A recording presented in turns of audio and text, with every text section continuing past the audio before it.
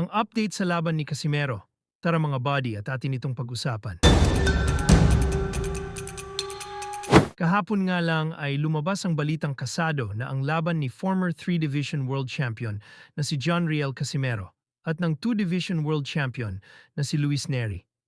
Pero kanina lang ay naglabas ng pahayag ang promoter na si Koki Kameda. Ayon sa kanyang post, ang laban daw sa pagitan ni Casimero at Neri ay mahirap pang maikasa sa ngayon. Wika pa niya dahil pareho silang nakapirma ng kontrata sa Psycho X Lush. Posible pa rin naman daw na mangyari ang laban na ito. Samantala mga buddy, usapang showbiz naman tayo. Bago ibulgar ni Jillian Ward ang part 2 ng kanyang Mystery Man sa nagtrending niyang video noon, nabunyag nga na napastalk pala ito ni Boy Abunda tungkol sa nasabing Mystery Man.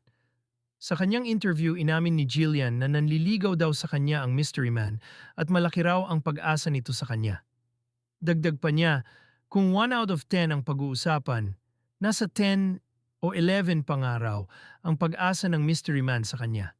So mukhang ang sinasabing Mystery Man ay walang iba kung di si Eman Bacosa kaya pala nung pagkatapos ng laban ni Eman sa Bohol ay ginawan nila ng part 2 ang kanilang nag-trending na video kung saan magkasama silang nagti-TikTok.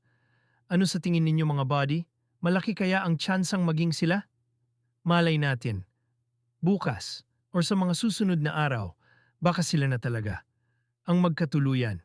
So isang pasangit lang mga buddy, baka pwede niyong isubscribe itong boss yan, PH na ito, para sa susunod na mga update.